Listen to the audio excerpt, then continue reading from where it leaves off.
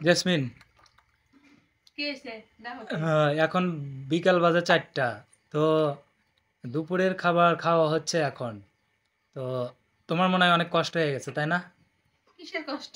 কাজ কাম করলে তো একটু দেরি হতেই পারে, সমস্যা কি? না, আসলে এই যে তোমাকে ঠিক মতে ভালো মন্দ খাওয়াইতে পারি না। মানে সবসময় ডাউল ভর্তা, আলু ভর্তা, তারপরে ডাউল ভাত, সবসময় তোমাকে এগুলা খাওয়াই। তুমি মনে মনে হয়তো বা কি মনে করো না মনে করো। কি তারপরে মনে করবো? তারপরে হচ্ছে দুপুরের খাবার খাওয়াচ্ছি হচ্ছে তোমাকে বিকাল 4টার দিকে। আসলে তুমি মন খারাপ করো নাকি? কিসের মন খারাপ করবো আমি? আমার সংসারের জন্যই তো কাজ করতেছি, আমি কি অন্য সংসারের জন্য কাজ করতেছি? না, অনেক সময় আবার হয়তোবা বলতে পারো যে তোমার সংসারে এসে আমার হচ্ছে কষ্ট হয়ে গেছে, ঠিক মতে মানে ভালো মন্দ খাইতে পারি না, এরকম বলো নাকি আবার মনে মনে? খাইলে তো সবই খাওয়া যায়। মিলে খাইলে নাকি আমার দাদিরা বলতো তেঁতুলো পাতাতে খাওয়া যায়। ভালো মন্দ খাইলাম, যদি আমার জীবনে যদি কোনো তৃপ্তি না থাকলো, সংসারে যদি কোনো শান্তি না থাকলো, ওই খাওয়া কি বড় খাওয়া নাকি? আর ঠিক। খারাপ খাই মন্দ খাই, তারপরেও আমার সংসারে শান্তি আছে। আচ্ছা, আজকে কি রান্না করছিলা? এই যে রান্না করছিলাম, এই যে কলা, কাঁচকলা, কাঁচকলা দিয়ে মাছ রান্না করছিলাম। ও ছেলে তো আর বাটা মাছ খাইতে পারে না, এর কারণে ওর জন্য তেলাপিয়া আমরা এই যে বাটা মাছ দিয়ে, এই তো এক তরকারি বেশি খাই আমরা, 2-3 রকমের তরকারি পাকাই না আর না, এরকম।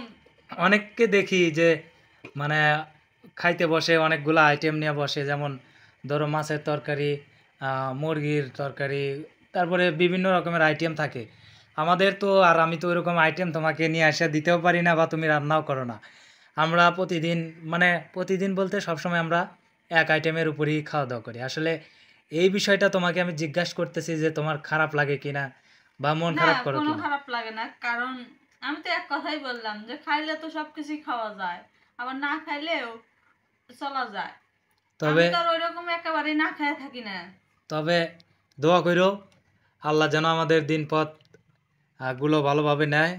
হ্যাঁ, তবে এই দিন তো আর সারা জীবন থাকবো না।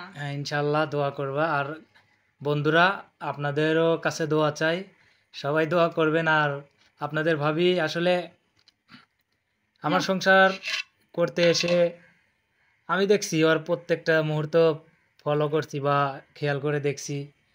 ও এরকম মানে খাম খাম করে না। জাস্ট আমি ওকে আমার সাধ্য মোতাবেক যা নিয়ে এসে দিই সেটাই রান্না করে, সেটা দিয়েই খায়। তো অনেকে আছে বলে যে মানে বিভিন্ন রকমের, অনেকে কমেন্ট করে, আপু বলতেই পারে, স্বাভাবিক। তো যাই হোক, আমাদের সংসার এইভাবেই। আর গরিব মানুষের সংসার আর কিভাবে চলবে, চলতেছে দিনপথ মোটামুটি আল্লাহর রহমতে ভালো। নেও ভাত নেও। তো সবাই ভালো থাকবেন, দোয়া করবেন আমাদের জন্য। আমরা আল্লাহ যেন ভালো হাফেজ। কিছু করতে